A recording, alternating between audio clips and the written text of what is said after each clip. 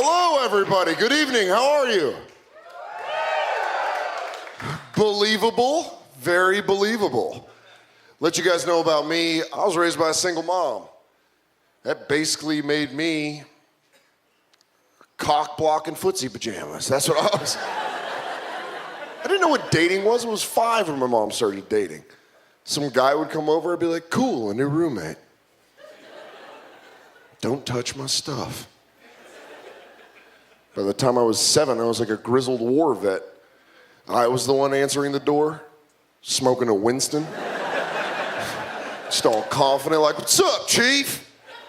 You here for the old lady? Right on. Quick secret, you buy me a Ninja Turtle toy, I'll go get lost in that garage for an hour. Score you some alone time. She loves red wine.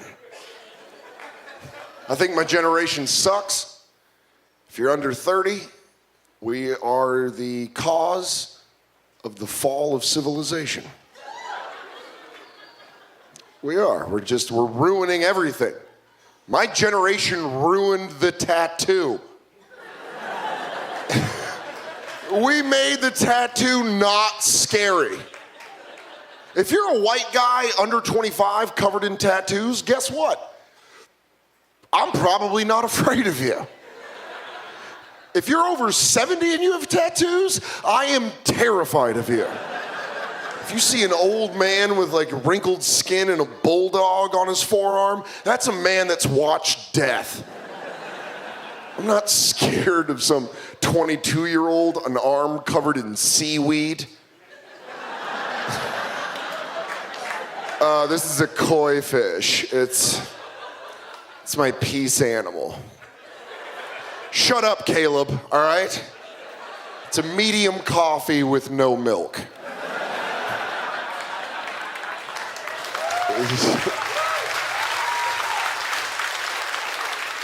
I think it's crazy. It's crazy to think that, like, when I see an old person, when you used to get a tattoo, that meant war or prison. Now, if you have a tattoo when you're young, all I think is you're either a vegan or a freelance blogger. Either way, I'll fight you, and I'm a wuss. I am a wuss. I live in New York City. When I moved there, I had a huge fear I was going to get mugged all the time. Because look at me. I'm pretty clean cut. I have most of my teeth. I look like I carry a wallet. I look very muggable. I got over my fear because I learned a trick, and I use this trick all the time. Whenever I think someone might try to beat me up or mug me, I fake a Russian accent. It's genius. Be walking home late at night, 2 dangerous looking guys walk up to me like, hey man, you know what neighborhood you're in? You think this bad neighborhood?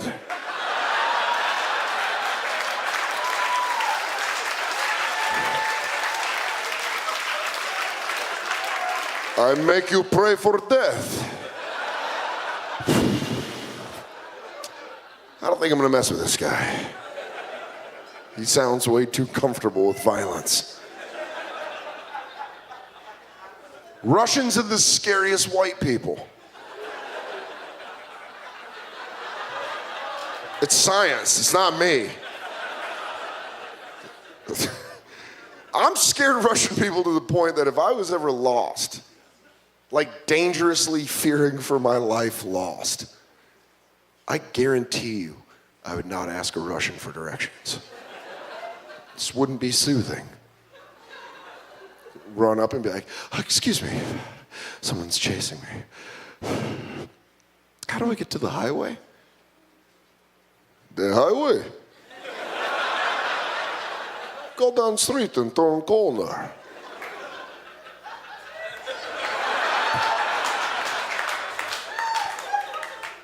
You know what? I think I'm going to stay lost. But nice try, Boris.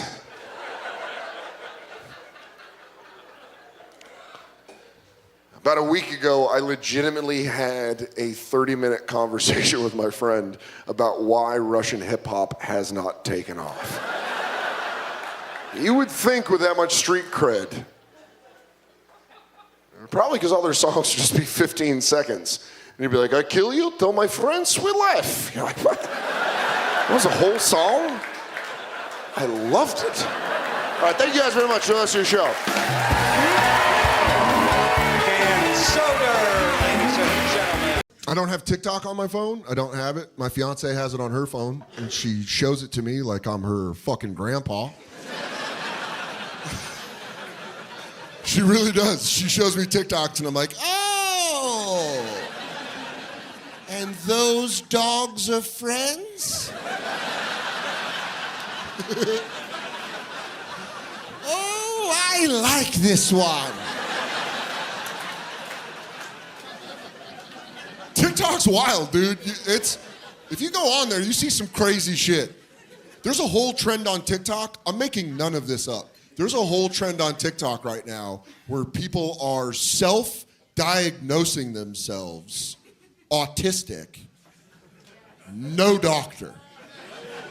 Not one medical professional consulted. It's just them, to camera, right down barrel.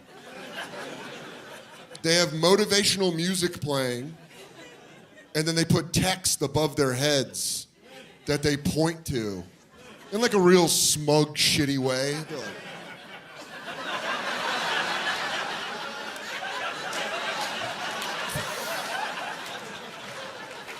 and it's all regular shit. They're like, I used to be afraid of large crowds. I thought I was socially awkward. Turns out, I've been masking my autism for 27 years.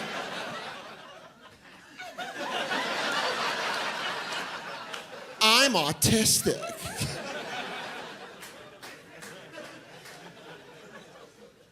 What if we only use the word retarded for those people? That's it. That's it. Never for anyone with a disability or anyone with a special need. Just anytime someone is like, yeah, I'm self-diagnosed autistic, you can be like, oh, you're fucking retarded. And they'll be like, yeah, because they're full of shit. Thank you, everybody. How are you guys? Pretty believable.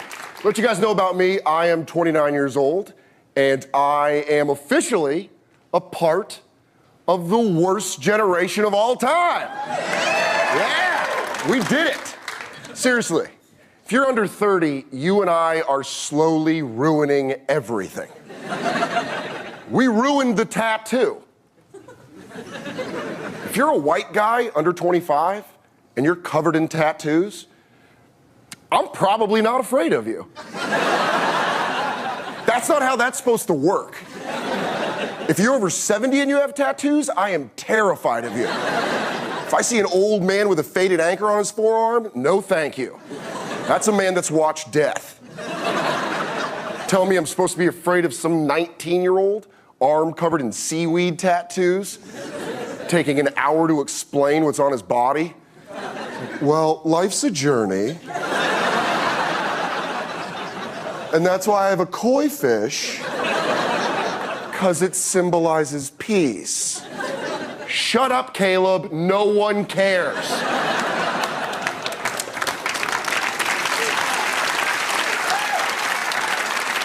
I'm glad you guys agree. Let you guys know about my backstory. I am the product of a single parent. And whenever it's said like that, always means single mom. Always, because no one bitches about being raised by a single dad. You can't. It looks so much fun. Playboys all over the house. You get to eat waffles for dinner. Watch rated R movies on a school night. You're basically just like a mini wingman the whole time. That's all you are. Your dad takes you out. He's like, do something cute so Pops can get some strange. I like where your head's at, old man. I was raised by a single mom, which basically meant I ruined most of the 80s for her. I didn't know what dating was. I was 5 when my mom started dating. Some guy would come over, I'd be like, cool, a new roommate. Don't touch my stuff. By the time I was 7, I was like a grizzled veteran. I was the one answering the door, smoking a Winston. Just all confident, like, what's up, Chief? You here for the old lady? Right on. Quick secret, you buy me a Ninja Turtle toy, I'll go get lost in that garage for an hour. Yeah. I got a lot of free toys. It was awesome. I currently live in New York City, which is, yeah, you know, it's there. I've been living in New York about 6 years now, and when I first moved there, I had a huge fear I was gonna get mugged, constantly. Like every time I left the house, I was like, here it comes. Someone's gonna take everything. I got over my fear because I learned a trick, and now I use this trick all the time. Whenever I think someone might try to beat me up or mug me, I fake a Russian accent. You're welcome. It's genius. I'll be walking home late at night, 2 dangerous looking thugs walk up to me like, yo man, you know what neighborhood you're in? You think this bad neighborhood?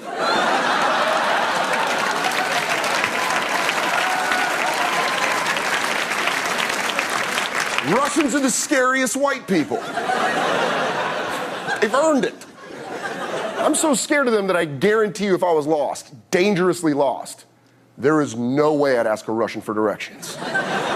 Just real quick, like, sir, help me. Please help me. How do I get to the subway? The subway? Walk down the street and turn corner.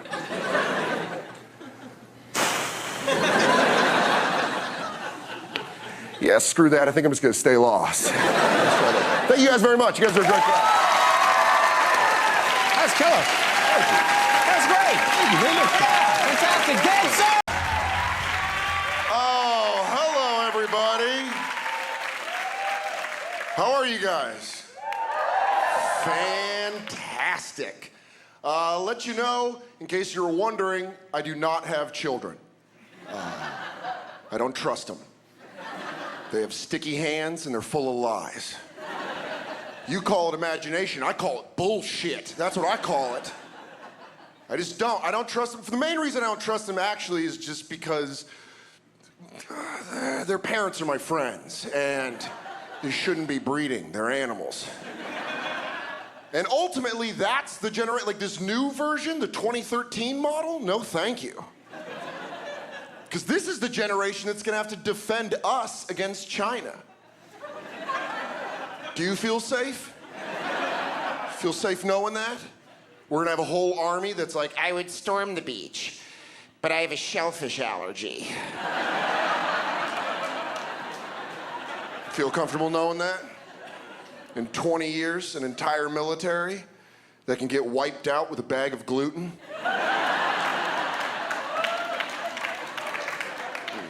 It's not gonna beat superpower China. They do calisthenics every morning. I don't know, I just feel like we're treating them soft. We're treating them too soft. Like I went to my cousin's son's soccer game a month ago, and I was there for a half hour. Finally, I asked one of the parents, I go, hey, excuse me, what's the score? And she looked up from her iPhone, all proud of herself. She was like, we stopped doing that. You stopped doing what? We stopped keeping score. It's bad for their confidence. F you, lady. I got money on this game.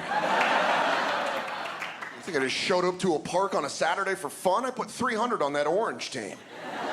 I got some dangerous people looking for me, and I need to make some money.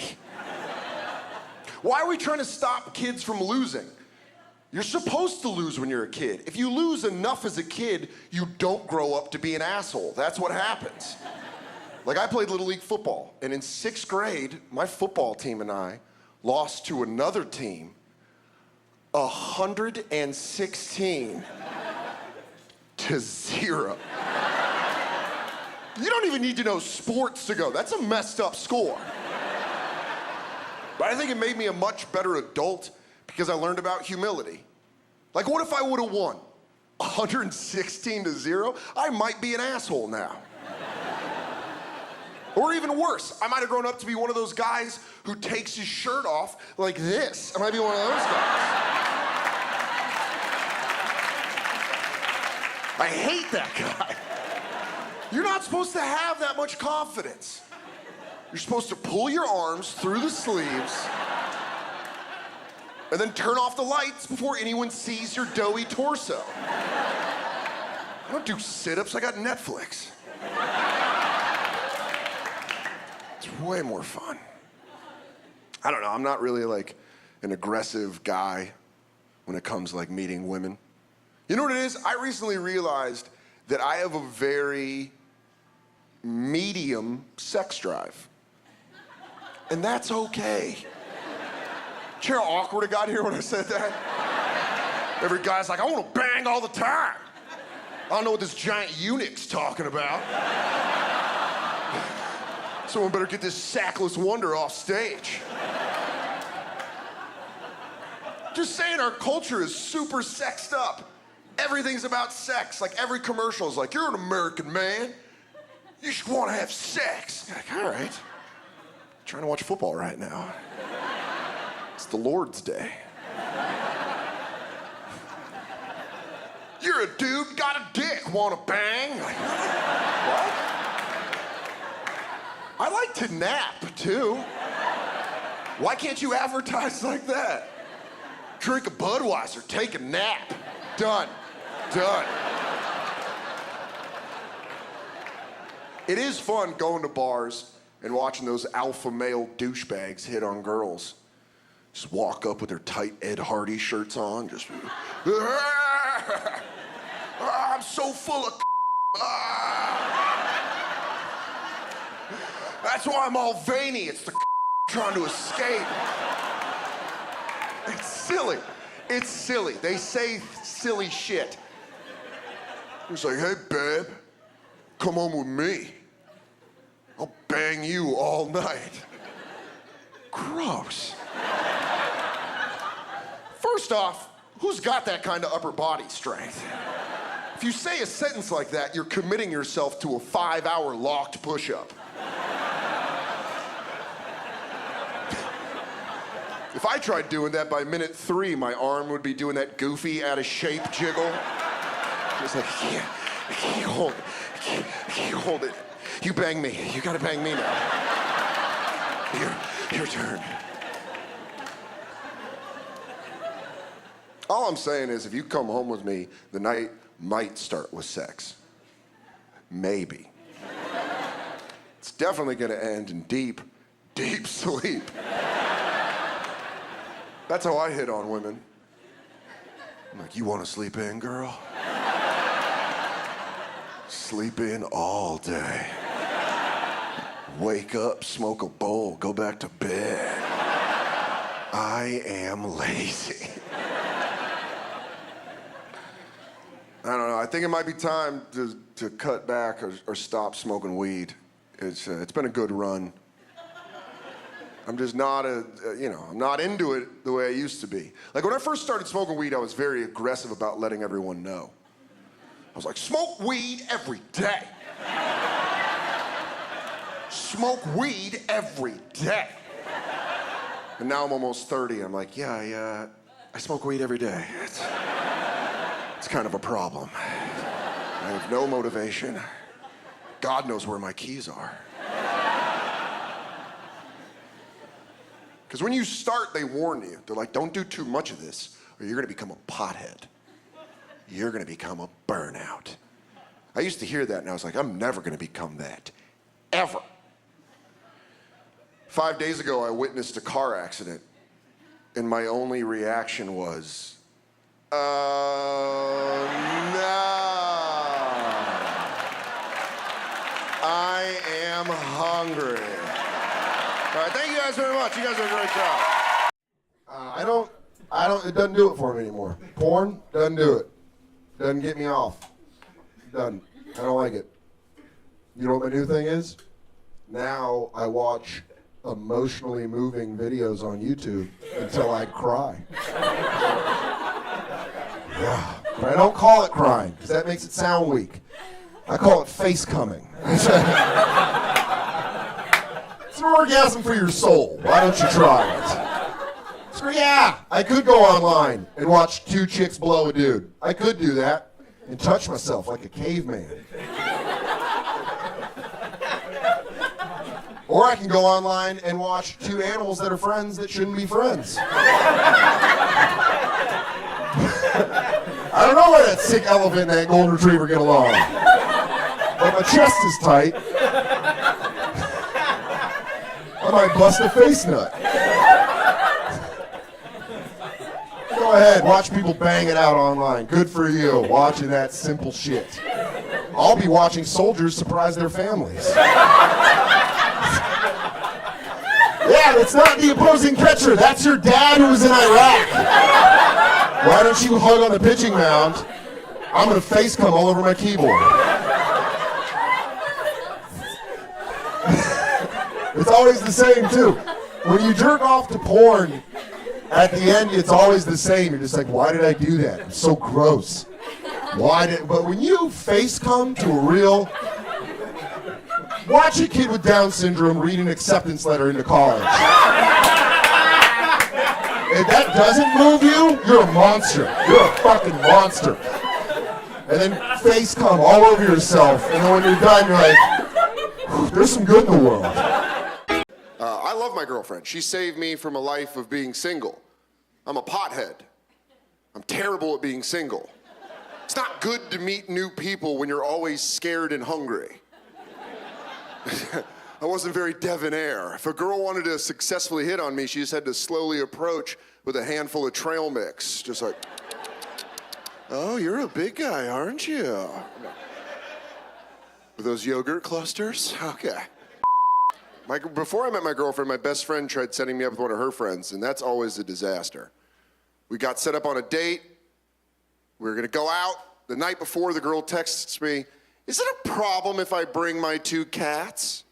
I think that's the definition of a problem. Why would that ever be a good idea to bring two of the most agile animals to a first encounter?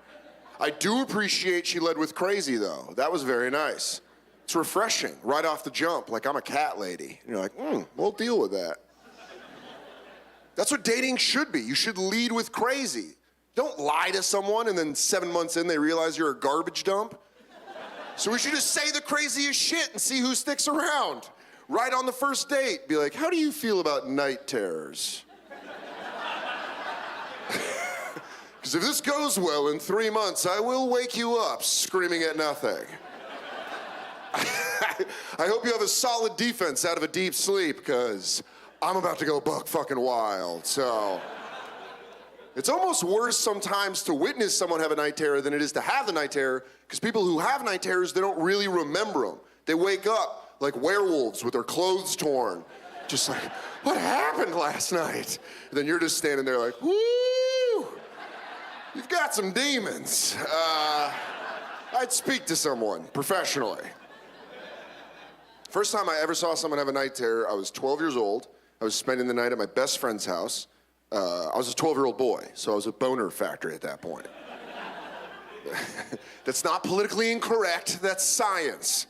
It's what 12-year-old boys do. It's like boner after boner. It's exhausting. Thank God it happens then and not now, or else I just want to end it. I'd be like, another boner? I have a meeting. Can't go in there all boned up. So I'm spending the night at my best friend's house. I'm asleep on the floor. He's asleep on his bed around 3 o'clock in the morning. Out of nowhere, he jumps up on his bed and starts losing his shit like, ah, ah! I wake up terrified, confused, fully aroused, and then right back to confused. I have no clue what's happening. Is he yelling because I have a boner? Even worse, do I have a boner because he's yelling? I don't know. I'm scared and hard. He's just like, ah, ah. I'm like, ah, ah. Nothing nothing happened. His parents came in, they calmed him down, and it was awkward for 6 years. We graduated high school. I was like, later, sleep psycho. Have fun with all that. I think back to that, though, now as a 34-year-old man, and I dodged such a bullet.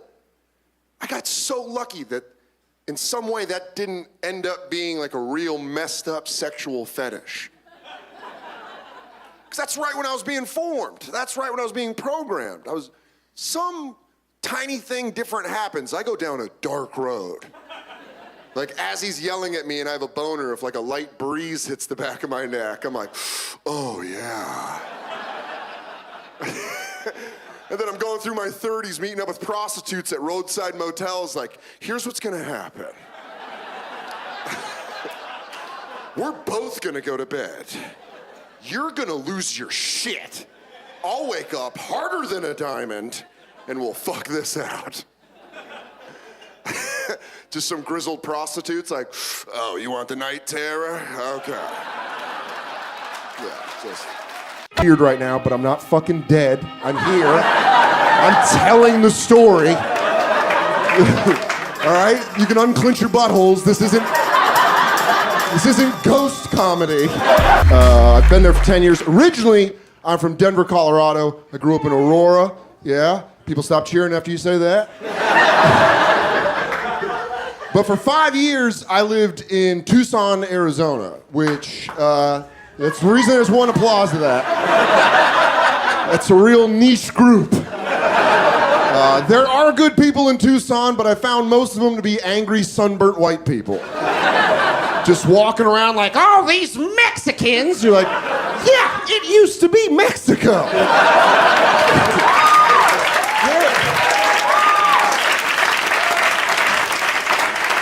I hate to break it to you, but they're supposed to be here. You're not. That's why you're burnt all the time. Just go back to the Great Lakes and eat curdled cheeses. It's what us pinks do best. When I lived in Tucson, I went to school there, but I also lived with a drug dealer, which I can't recommend enough if you do drugs. If you do drugs, live with a drug dealer. It's like living at Costco. It's just free samples every day. And then Costco gets robbed, and you're like, you know what? I don't think I should live at Costco anymore. Yeah, this is a bad idea. I need to really get my life together at this point. But when I moved to Tucson, my first and best friend that I made there was a guy named Amir, who was an Israeli kid from Long Island. And yeah, I don't know if that's for Israeli or Long Island, but we'll keep it moving forward. Those are two, you know. But Amir was the first real person I met from Long Island, and he was very Long Island. He was very like, yeah, bro, like everything. That just existed as a sentence filler, like, yeah, bro. He would do these things that certain people in Long Island do, that they're question statements. So he says a statement, but it's framed like a question. So you come in the living room and be like, yo, these Nikes are ill, right? Yes. I don't know if that's the desired response.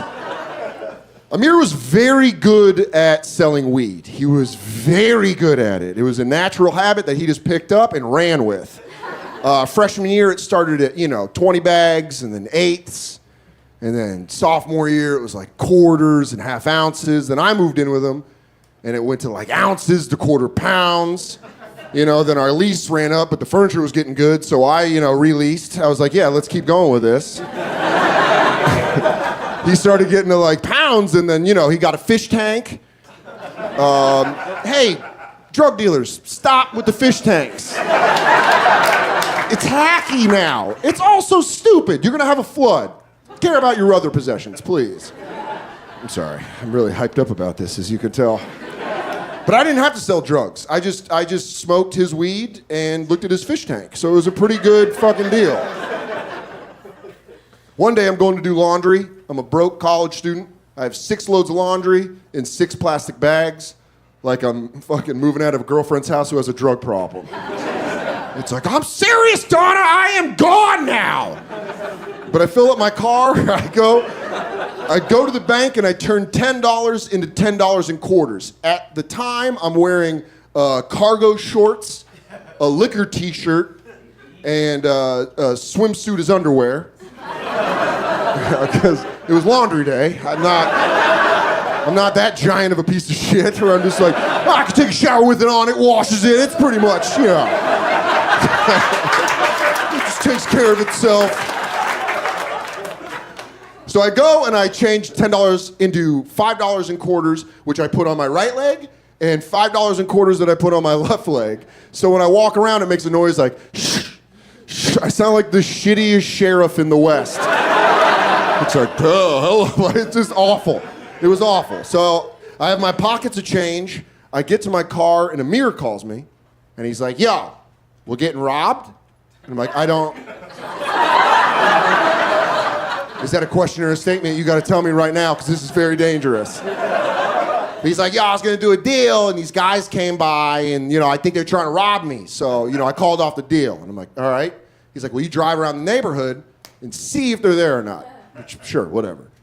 I'm driving a 1996 Dodge Stratus. It's a real hunk of shit.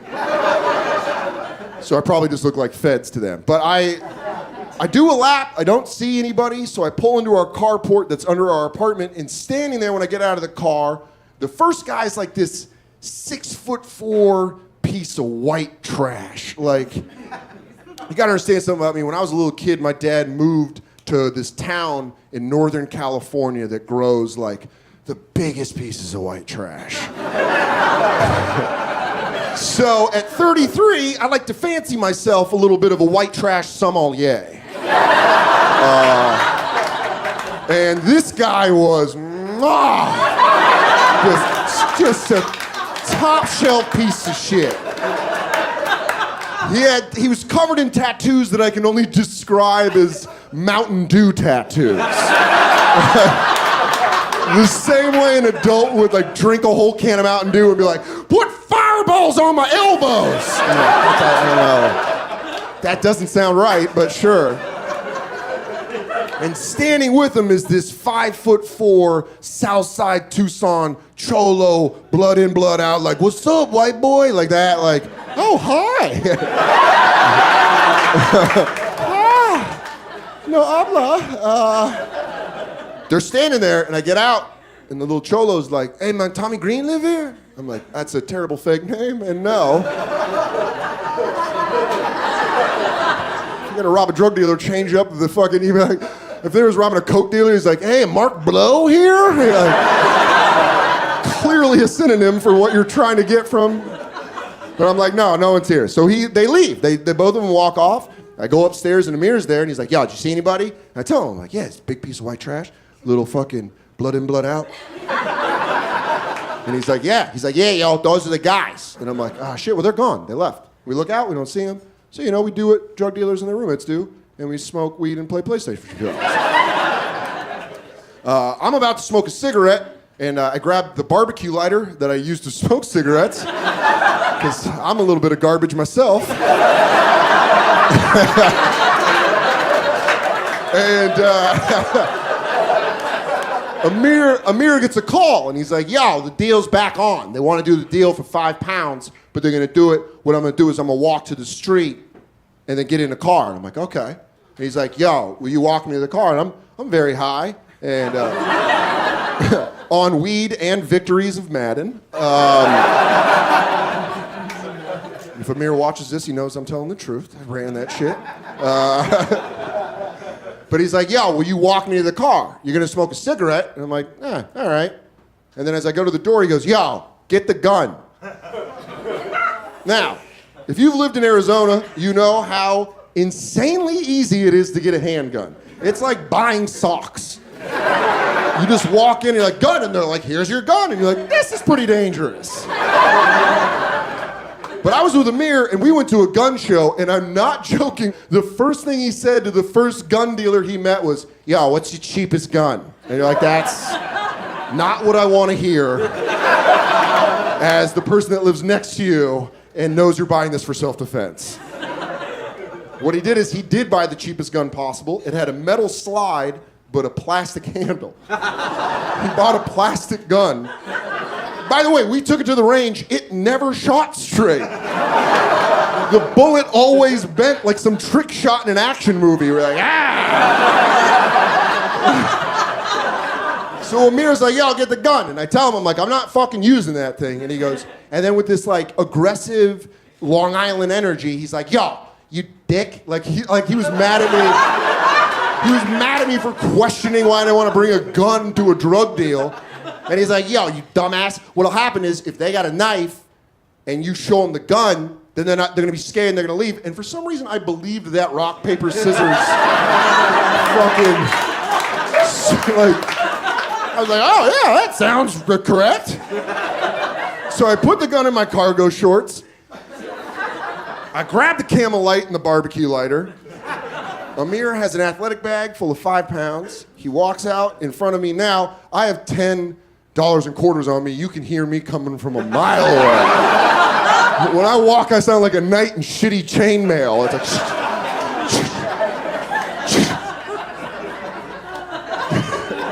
So we start walking down the stairs. Right when we get to the bottom of the stairs, fucking Mountain Dew tattoos, comes around, gun drawn, gets to Amir, fucking the tiny Vato comes right up the stairs, gun on my chest, like perfectly right on my chest. Don't get weird. I know it's weird right now, but I'm not fucking dead. I'm here. I'm telling the story. All right? You can unclench your buttholes. This isn't ghost comedy. Roy didn't come up here in that loud-ass jacket like, do you want to see the other side? He like, brought me up.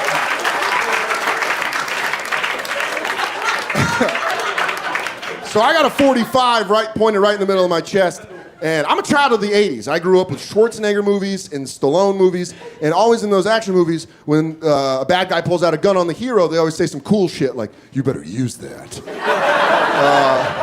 Turns out I don't. I get very polite if you put a gun on me. I'm like, hi, how are you? I get like customer service voice. Hi, has everything been okay? Would you mind filling out a brief survey?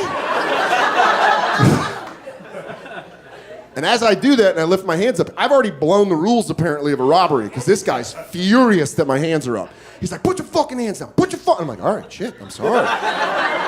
And he grabs, when I did that, I lifted my shirt high enough that he saw the handle of the gun. So he takes the gun off of my waistband and he's like, go back inside. And it's like, ah. And I'm standing on this second floor of this apartment looking out over my stairwell like, can I fly? I didn't really know my dad that well. He could be part flying squirrel. That would have been great if I took off and just drifted away. He's like, fucking white boys are flying now! You glide away. But he's like, turn around, go back inside. I'm like, fuck, all right. And I turn around, and as I do, he takes my gun, the gun that he took off me, and fucking hits me in the back of the head. Now, I'm very lucky to have a minor role on the Showtime show Billions. But the best piece of acting I've ever done in my life is getting hit in the head by a 5'3" dude holding a plastic gun. And acting like that shit hurt. He hit me, I was like, oh,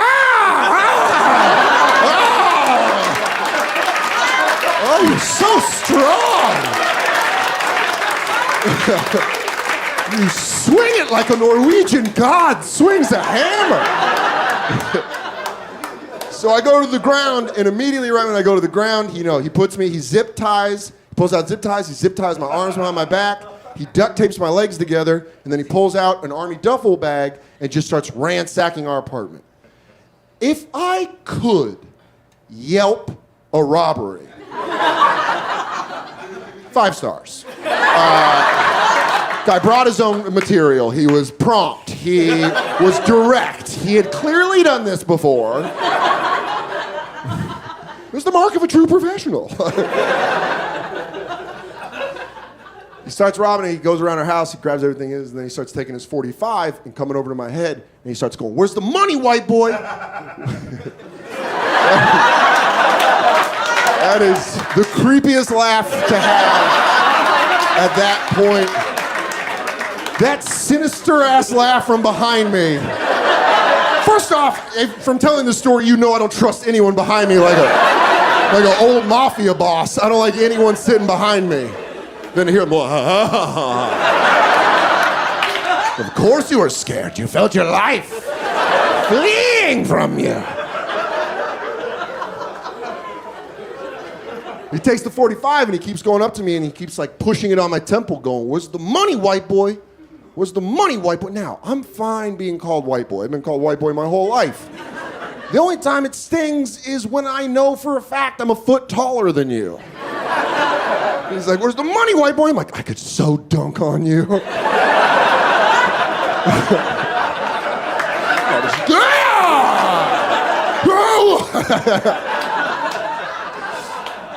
So he keeps going, where's the money, white boy? I go, I don't know. And I noticed I start getting this, like, my tone goes from scared to, like, bitchy. Like, where's the money, white boy? I don't know. Like I'm an angry lady at a restaurant. Like, I ordered that Diet Coke 10 minutes ago. I think that's my one critique of black comedians who do impressions of white people is they always make us so corny and over-enunciate. They really miss the cuntiness in our voice when we feel like we've been fucked over. You're like, can I speak to your man? I need to speak to someone. That's like, whoo. That is angry pink right there. I'm yelling at this guy like we've been dating for 15 years. He's like, where's the money, white boy? I'm like, I don't know, but we're supposed to be at my sister's in a half hour.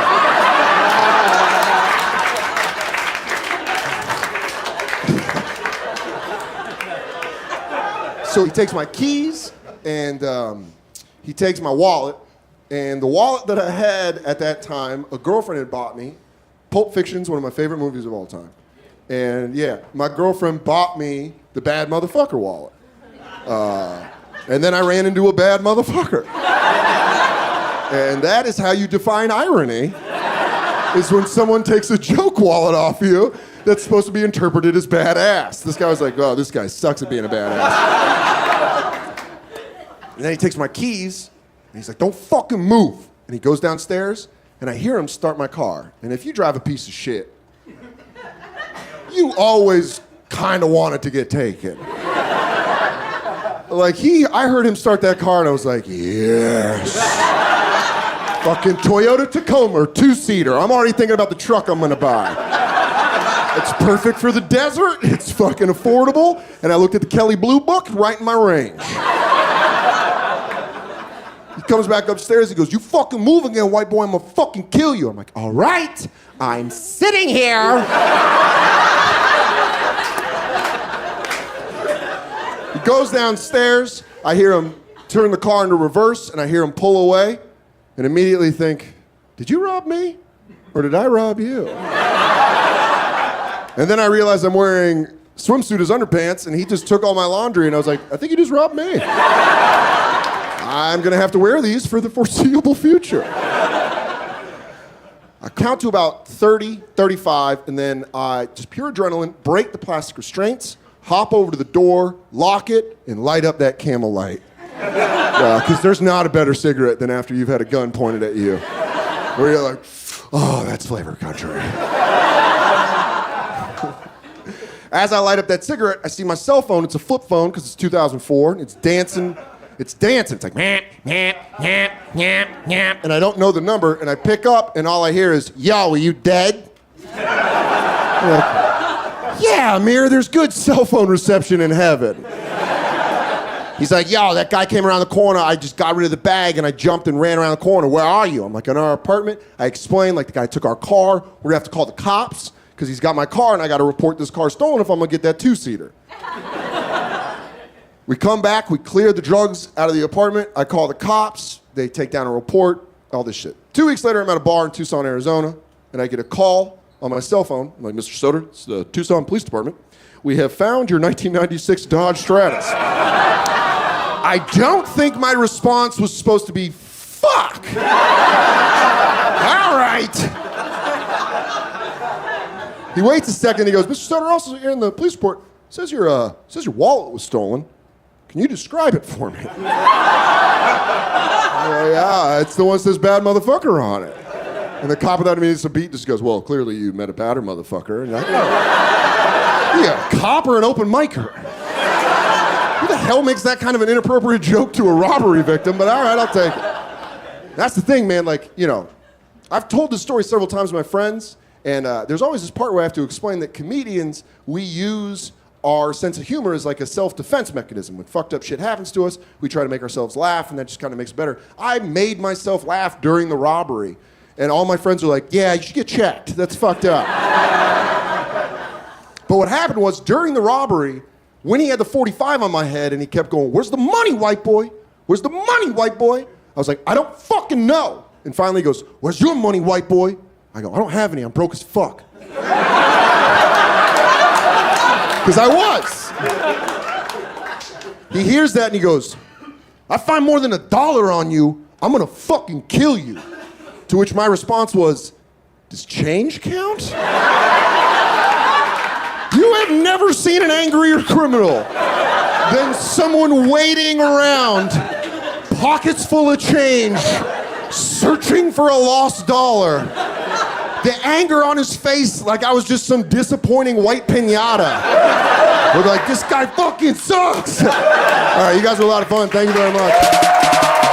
Dude, I fucking love coming to Canada because it's always like you're coming to your uncle's house who doesn't hit you. You know? You're like, I gotta go home tomorrow and Dad's gonna whip the fuck out of me. I like Canada, except it is the most Canadian shit I saw was that restaurant called Boston Pizza. Are you fucking using our culture? No one likes Boston pizza.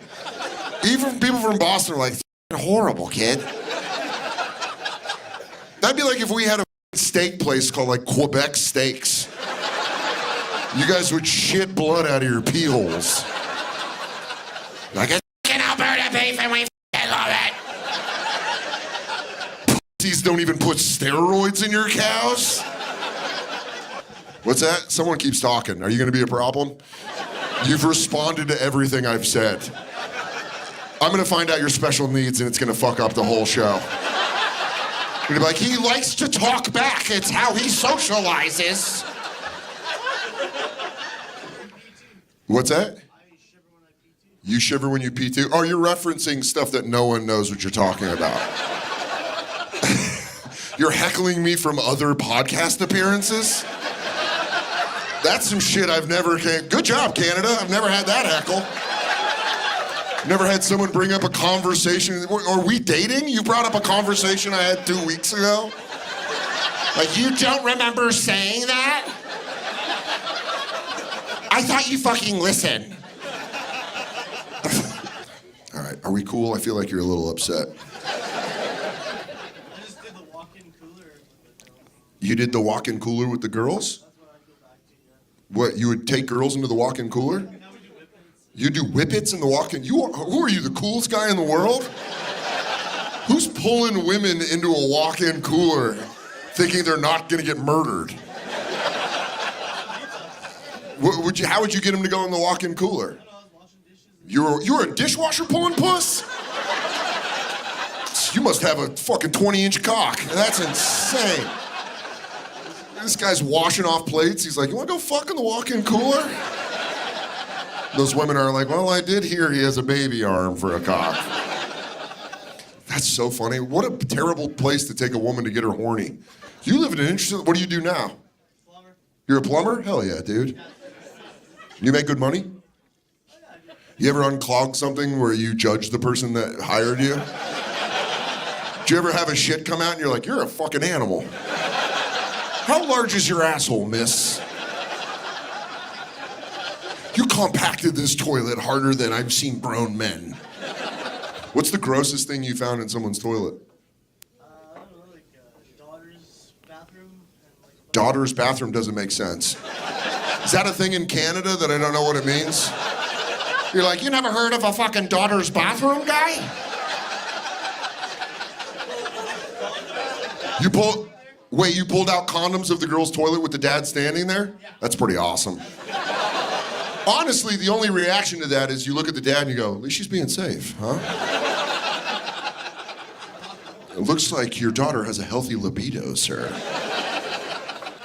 I like that you got fucking shades on inside. What's up, professional poker player? What are you holding, pocket aces? Who shows up to a comedy show and they try to be cool? They're like, go ahead, clown.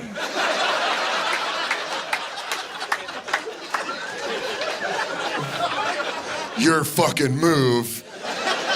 This is how much I hate myself. I can't even wear sunglasses when it's sunny.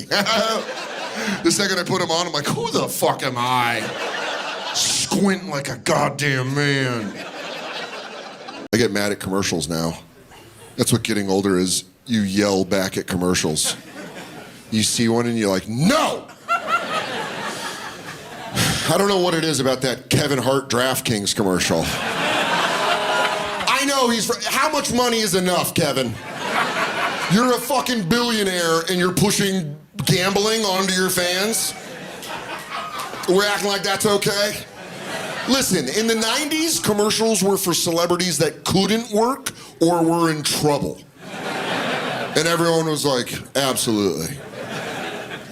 Bring that back.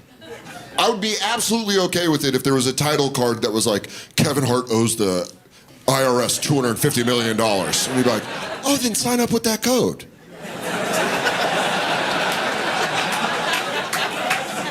Or make a real DraftKings commercial. Not Kevin Hart in a mansion with LeBron. Have a guy coming home being like, it's fucking gone, Ashley. It's fucking gone. The house, the savings. The charges were a lock. And that's when Kevin Hart pops out. I was like, man, lose your whole family. Sign up today. Yeah, at least it's fucking honest advertising. A couple years ago, I tried to do a little image shift. I grew a beard because I thought it was going to make me look artsy. It's the real reason I did it. I was like, uh-oh, here comes Coffee House Dan. I forgot I'm a white dude from Colorado, so that beard came in and it was like, where's Pelosi?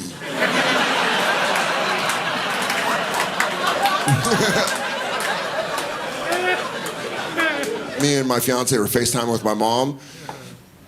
Katie said to my mom, she goes, what do you think of his beard? Should he keep it? My mom goes, oh, I think it's sexy. So, shave that shit off, because what the fuck, Trish? You trying to make Christmas weird? We were watching a movie a week later, and Katie goes, well, I would call that sexy, but isn't that your mom's word? And I only like her as a mom. She's the one that texts me, all right? All the time. It's like, lady, I sucked your tits like 40 years ago. All right, good. I never know how that joke's gonna go. That joke... When that joke misses, it fucking misses. Oh, fuck. That one ate shit in Phoenix and it never rebounded.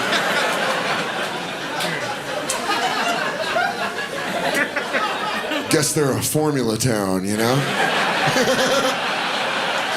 They're like, it's desert law. You don't suck a fluid out of another man. Unless it's poison.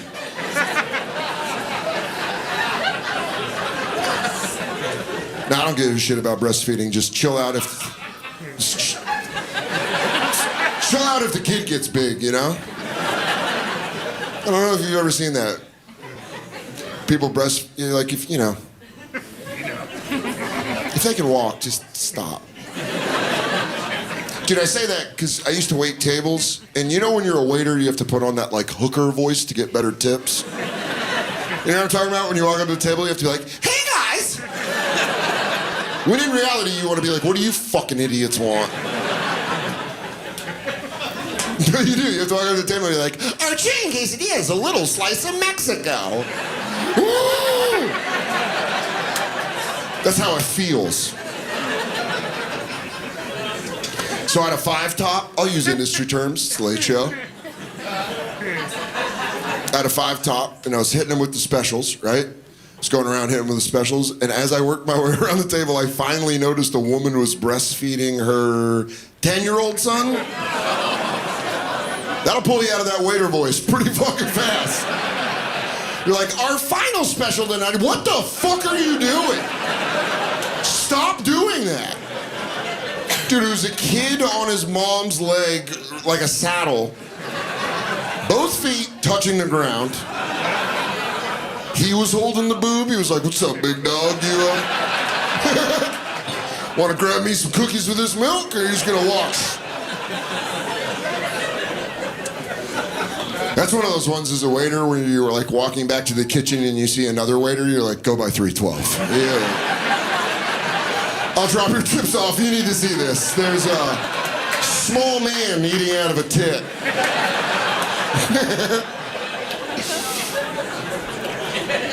I think about that all the time, dude. That happened, I swear, that's a real thing that happened in 2007. I think about that all the time.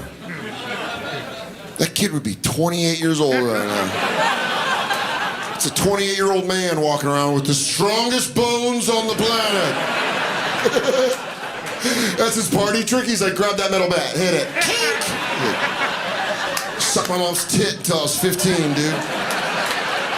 It's like adamantium.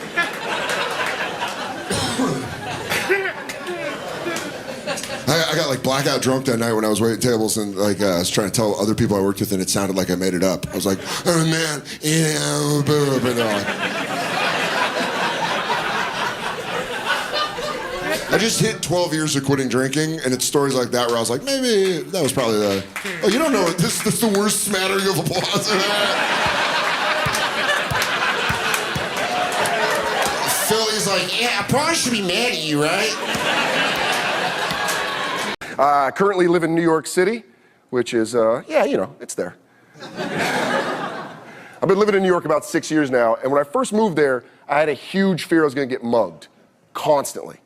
Like every time I left the house, I was like, here it comes. Someone's gonna take everything.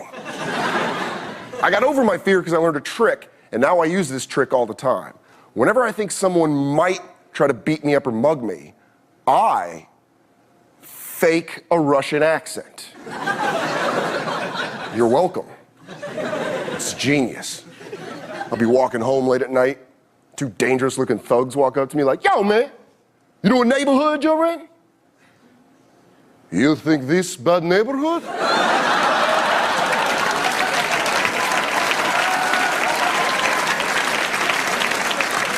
Russians are the scariest white people. They've earned it. I'm so scared of them that I guarantee you if I was lost, dangerously lost, there is no way I'd ask a Russian for directions. Just real quick, like, sir, help me. Please help me. How do I get to the subway? The subway? Walk down the street and turn corner.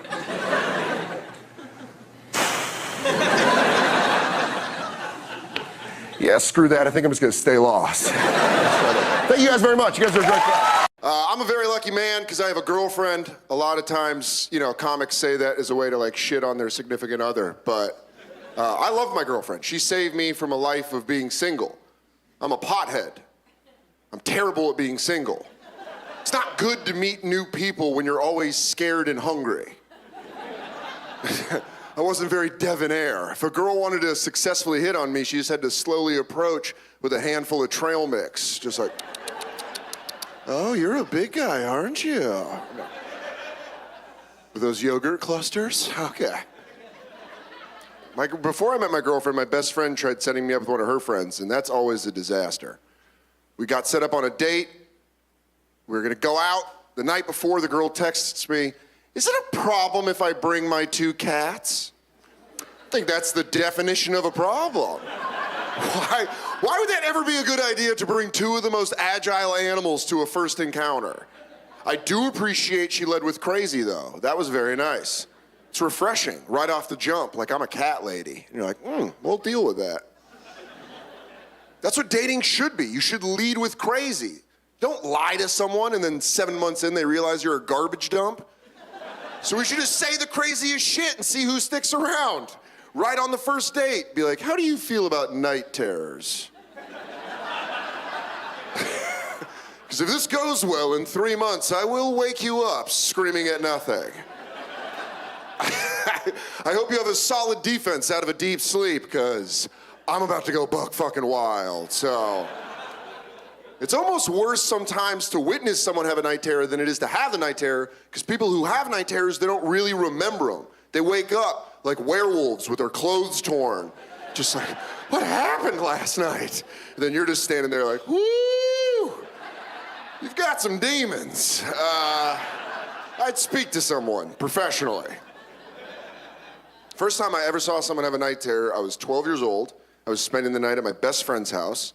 I was a 12-year-old boy, so I was a boner factory at that point. That's not politically incorrect, that's science. It's what 12-year-old boys do. It's like boner after boner. It's exhausting. Thank God it happens then and not now, or else I just want to end it. I'd be like, another boner? I have a meeting. Can't go in there all boned up. So I'm spending the night at my best friend's house. I'm asleep on the floor. He's asleep on his bed around 3 o'clock in the morning. Out of nowhere, he jumps up on his bed and starts losing his shit like, ah! Ah! I wake up terrified, confused, fully aroused, and then right back to confused. I have no clue what's happening. Is he yelling because I have a boner? Even worse, do I have a boner because he's yelling? I don't know. I'm scared and hard. He's just like, ah, ah. I'm like, ah, ah. Nothing happened. His parents came in, they calmed him down, and it was awkward for 6 years. We graduated high school. I was like, later, sleep psycho. Have fun with all that. I think back to that, though, now as a 34-year-old man, and I dodged such a bullet. I got so lucky that in some way that didn't end up being like a real messed up sexual fetish. Because that's right when I was being formed. That's right when I was being programmed. Some tiny thing different happens. I go down a dark road. Like as he's yelling at me and I have a boner, if like a light breeze hits the back of my neck, I'm like, oh yeah. And then I'm going through my 30s, meeting up with prostitutes at roadside motels, like, here's what's gonna happen. We're both gonna go to bed. You're gonna lose your shit. I'll wake up harder than a diamond, and we'll fuck this out.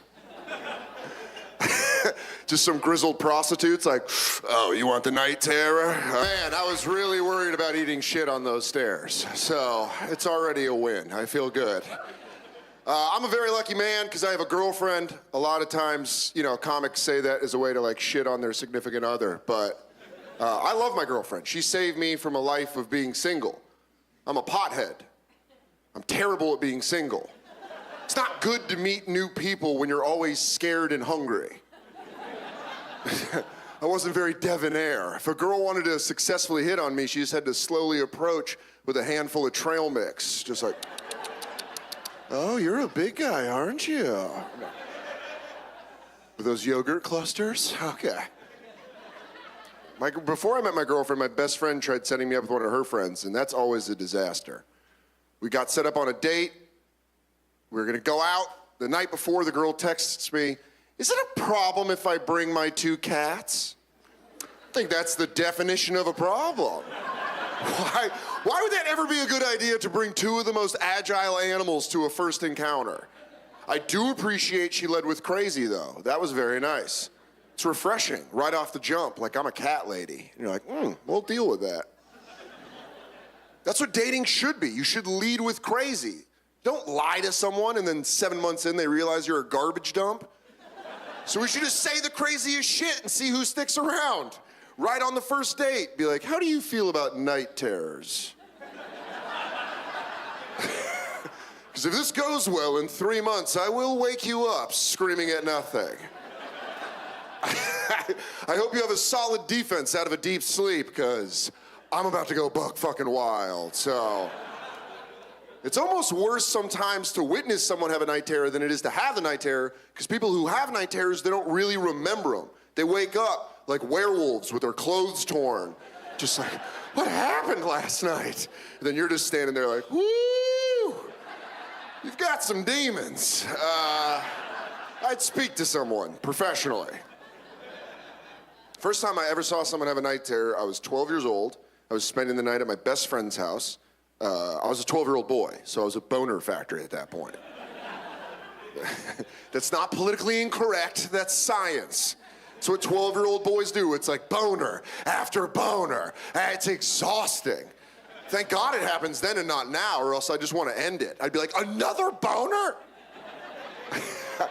I have a meeting. Can't go in there all boned up. So I'm spending the night at my best friend's house. I'm asleep on the floor. He's asleep on his bed around 3 o'clock in the morning. Out of nowhere, he jumps up on his bed and starts losing his shit like, ah, ah! I wake up terrified, confused, fully aroused, and then right back to confused. I have no clue what's happening. Is he yelling because I have a boner? Even worse, do I have a boner because he's yelling? I don't know. I'm scared and hard.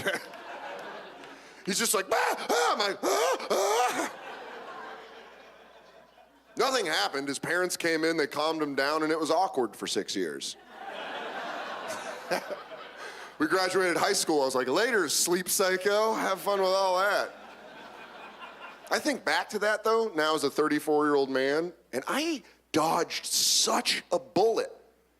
I got so lucky that in some way that didn't end up being like a real messed up sexual fetish. Because that's right when I was being formed. That's right when I was being programmed. Some tiny thing different happens. I go down a dark road. Like as he's yelling at me and I have a boner, if like a light breeze hits the back of my neck, I'm like, oh yeah. And then I'm going through my 30s, meeting up with prostitutes at roadside motels, like, here's what's gonna happen.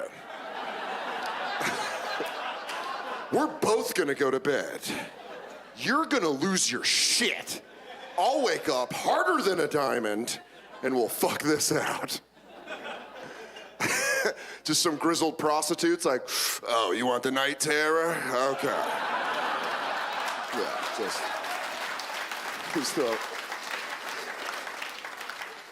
I'm a big fan of the sport of boxing. I love boxing. Not a lot of people do anymore, but I love it. I like watching the tinier fighters. Like the 96-pound guys just beat the shit out of each other. And they're so tiny, but they just beat the shit out of each other. My favorite's always like the post-fight interview in the ring where there's a translator and they're like, Luis, in the 11th round, you knew the fight was going to be over. When did you know you have him? And he's like, and then the translator steps in, he's like, my hands are weapons from God. I destroy everything I touch. You're like, that does not match that voice whatsoever. He's like, his family is lucky I let him leave alive. I am the archangel of death. All praise be to Jesus Christ. That's all.